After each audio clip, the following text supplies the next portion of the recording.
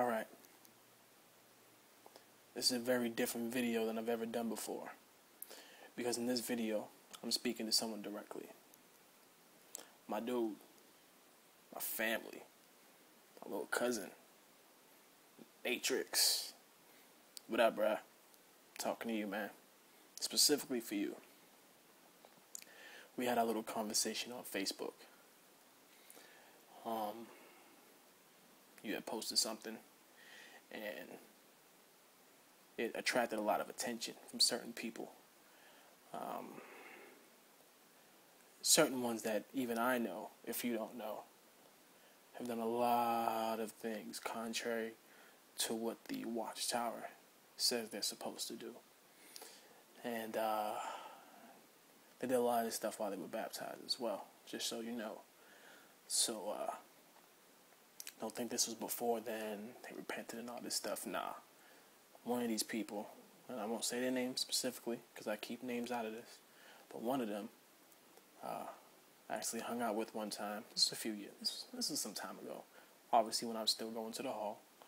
I hung out with this person and a couple other people, and we had been hanging out, driving. I don't even remember what we was doing, honestly, but we ended up in this parking lot trying to figure out what we was going to do. And this brother who commented on your status said, I'm not going home until I see some titties. This is what the man said. Alright? Then literally, I think it was 2 weeks later, it may have been sooner than that, we had a district convention. And as me and my mom were walking through the hall, he walks up, puts his arm around my mom's shoulder, his other arm around my shoulder, and says, so when are we going to get him baptized?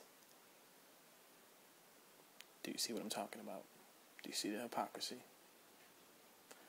I say that because taking advice from him is literally taking advice from a hypocrite. But let me get more to the point.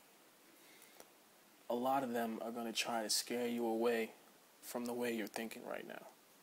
And the way you're thinking right now, if I'm right, is you're seeing certain things that just don't connect, that don't make sense in the hall. For instance, if everybody knows that what's going on in the hall, as far as the religion, that the truth literally is the truth, that, following this way of life is going to lead to life everlasting, then they wouldn't do the things they do. Think about it. In your heart of hearts, if you really believe and you knew it to be true, all these things that the Watchtower tells you, people wouldn't be swearing when they're at school or hanging out with their friends. They wouldn't be watching certain movies. They wouldn't be playing certain games. They wouldn't be hanging out in certain places. None of those people would be at the club. Understand what I'm saying, Matrix? None of them would be at the club, because that's not a place for a witness of Jehovah, for a Christian. Because there's worldly people there. You're not supposed to spend time around worldly people. Do you know the kind of songs they play in clubs? I mean, I know you're young right now, man, but they're not playing Radio Disney. You know what I'm saying? So they're going there having fun at these places and doing these things. They wouldn't be doing that if in their heart of heart they truly believed that this was the truth. That's what I'm trying to tell you. The hypocrisy is what woke me up. Also, they're going to tell you to remain spiritually strong, stick to Jehovah. There's a difference between sticking to Jehovah and sticking to an organization. Now, you believe that this organization is from God because they've told you they're from God. You understand what I'm saying? If you ever try to do research, or not even do research, before you even get to that point, if you start to ask questions that are too deep, what are they going to tell you? I'm not sure if you've run into this yet, but if you start asking questions, eventually you're going to run into this roadblock where they say, you're focusing on the details, or you're focusing on the unimportant parts, something like that. And they're going to say what you need to focus on is, the actual message of the Bible. Some people will say it's everlasting life. Some people will say it's Jehovah's kingdom. Some people will say it's Jesus' sacrifice. But see, if the Bible really is from God, then everything that was put in it was put in there for a reason. Doesn't mean you ignore it. Doesn't mean you skip over it. So if there's something in there that you read and doesn't click well with what they're teaching, or if you read it and you interpret it in a different way than the way that they're portraying it, and you ask a question about it, they're going to put up a roadblock, man. They're not going to want to give you straight up answers. They may say, "Oh, I'll research it." I'll give you an example. Let me give you an example, all right? So I can be more specific so you know what I'm talking about. You know how they say that 1914 was when Jesus came back to earth and invisibly, and that's when he became king. And then that in 1919 was when he did an examination and found the witnesses to be, proper or whatever, and made them his organization. Ask them why the founder of their religion, Charles Taze Russell, you know who I'm talking about, ask them why he originally preached that Jesus returned in the 1800s. It's like 1874, 1878, I don't remember the exact date. It's in one of these videos. Look through these videos. But that's what he originally taught. And in 1914, you know what they were expecting? They were expecting to go to heaven. That's what they thought was going to happen in 1914. But it didn't happen. So they lost a lot of witnesses. Do you know when they started printing in their publications that Jesus came invisibly in 1914? They didn't start printing that till 1939, my dude. Do you understand what I'm saying to you? In 1914, they thought that was Armageddon. They originally thought the end of the Gentile times was the beginning of Armageddon. When it didn't turn out that way, and the new president, Judge Rutherford, came around, he changed it all around. He covered their tracks. This is not new light, my dude. They covered their tracks, and he changed it in 1939 to say that, Jesus invisibly came in 1914. And the Gentile times just mean that was God was basically saying he was completely done with them. Like, he's not going to try with them. I've sent Jesus. Jesus has kicked Satan and his devils out of heaven, because that's essentially when they say that the demons fell to earth, was in 1914 when Jesus came into kingship.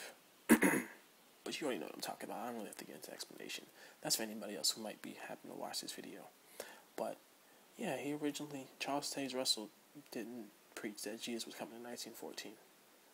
When he came out in October 1914 in that meeting at Bethel and said, the Gentile times have ended, the kings have had their day, or something like that, they were expecting to go to heaven. Okay? So it's not new light when that came. There was a mistake made. They made a false prophecy, and they tried to clean up their tracks.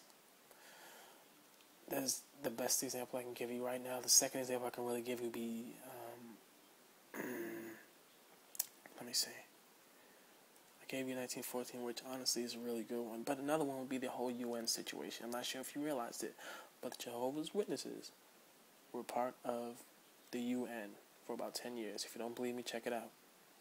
You can go on Google, go to United Nations. They were called an NGO, which is a non-governmental organization. That was their status with the United Nations. And now, a lot of witnesses will say that this is false, that this never happened. But the brothers actually gave a talk at a meeting. I'm not sure if you paid attention, but the talk said that the reason why they were part of the UN was basically so they could have access to their archives. They needed access to it. So basically they needed a library card. So that's why they were part of it for 10 years. But here's the kicker, my dude. The reason why everybody found this out is because a newspaper reporter found it out, and he reported about it. He put it in a newspaper. Literally within a week. I can't remember if it was the next day, within the next couple of days, but I know it was within the same week. It might have been that weekend. The Watchtower pulled out of the United Nations. So, if they were just there to use the library, and they were just there to have access to their archives, then why did you leave immediately as soon as it became public knowledge? Did you not need access anymore? Have you found everything? Was it just convenient that at the same time they came up with the story, you were done using their library, so you pulled it out?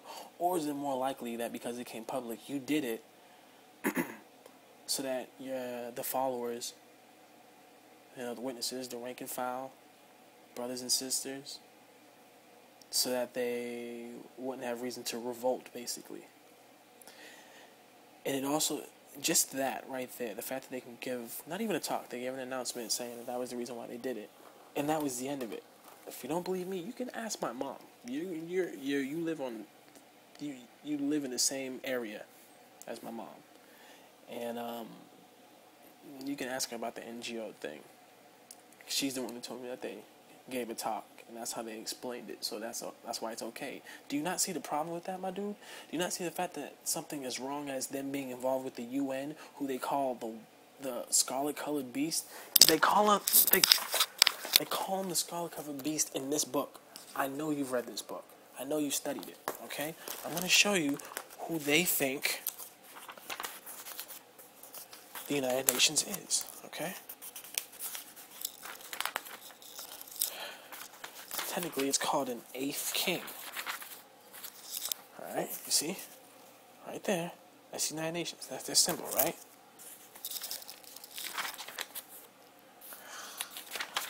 Where the hell is there's a picture.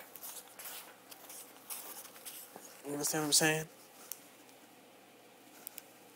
Okay? That's the United Nations. They were part of that. And they excused it by saying that they needed a library card. And everyone soaked it up and said, okay. They can lie right to your face and everyone will believe it. It's because it's mind control. Please don't think I'm crazy when I say that, man. But it literally is mind control. The more you do, the more research you do, the more videos you watch, the more questions you ask, you'll realize that that's what it is. And they've got everyone fooled and tricked. Well, mostly everyone. Obviously not everyone. I got out. V got out. Your eyes are opening, my man. You can get out. And if you realize this, you can share with all them other ones that we know. And they can get out. I'm not out here killing people. I'm not out here getting drunk and doing all these drugs and like being an immoral person. I'm not like cheating on my wife. Like, I live with my wife. We're having our first baby, a baby in wedlock. You know what I'm saying? We're living in a house. Everything is legal. All our cars are legal. We have our licenses. Like, we're not driving around with no license. Not driving around with no plates. You know what I'm saying? No illegal activities, period. But yet everyone would have you think that we're evil, man. Everyone would tell you that we're bad association. Why? Why are we bad association? What did we do wrong? Oh, because we didn't want to listen to the bullshit that these men in Brooklyn have been cramming down our throats for years. So they have everyone tricked into thinking that anyone who wakes up and leaves is evil or is mentally diseased.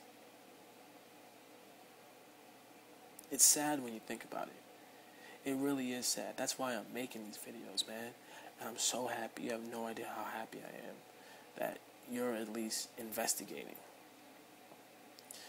It's going to be scary. I'm going to tell you this. It's going to be scary. You're going to find out a lot of things that you're going to think just can't be true. You're going to be mad. You're going to be sad. You're going to feel grief. You may feel some regret. But the one thing I don't want you to feel is guilty. Because none of this is your fault. You were tricked. Okay? You were tricked. Unfortunately, your parents, family, a lot of friends are tricked as well. That's why I'm out here, man. And that's why everyone else who you see subscribe to me or I subscribe to, that's what we're out here. That's what we're out here doing, man. We're trying to open your eyes. That's all. Just trying to open your eyes. And I'm just happy, man. I'm really happy. It's just, I'm proud of you. Don't stop. Keep doing research. SilentLambs.com. You'll find out about the pedophilia and it being hidden and covered up. JWFacts.com. an amazing website. It's all Watchtower quotes, and they can all be verified. If you just go to the library at your home, man, when you get a chance. This is what you do. I'm going to tell you something to do real quick before I get off this video. This is what you do. Go to jwfacts.com. Look at the different topics. They have 1914, they have disfellowship, and they have lots of different stuff. Look at the topics, okay? Look at the Watchtower articles that are quoted. And then when you go back to the hall, check that library. A lot of them may be on the CD-ROM, but a lot of them are from the years before it. If you notice, the CD-ROM starts at a certain day. It at a certain date, but there's nothing before that. Even though they were writing lots of books and magazines before that, there's a reason, my dude. They're trying to hide stuff. But for the stuff that you can verify, check it out for yourself. See if I'm lying. See if they're lying. And then you'll really find out the truth about the truth. And that's only the beginning, my dude. Keep going. Keep pushing. You're on the right track, man. Don't let nobody tell you different. Please don't let nobody tell you different. I really hope that they don't scare you off, man. I really hope they don't come tell you that you're falling away from Jehovah or something like that. You're not. If anything, you're drawing closer to him. If anything, you're drawing closer to him because you're realizing that what you were raised in and what's around you is a facade. It's a trick. It's a lie. And a lot of them don't know it, man. The sad thing is a lot of them, the ones that do know it are afraid to leave because of that whole disfellowshipping thing and the disassociating thing. That's their way of controlling it, man. How can I show you something from your own watchtowers and you tell me that I'm using apostate material? This is coming from y'all. It's all right there. You just gotta look for it, man. Yo, I love you, dude. Just, please, man. Don't stop searching. Keep asking questions. That's the key. Keep asking questions. If you ever get to the point where they tell you you're asking too many questions or you're asking questions that don't matter, that's when you'll know I'm telling the truth. Because every question matters. There's one thing you know. The Bible says keep asking and keep searching and you'll find. If you keep asking, God will eventually answer. So if they ever tell you to stop asking questions, or you're asking the wrong questions, the wrong type of questions, you'll know I'm telling the truth. I really ain't got nothing else to say. So, peace and love.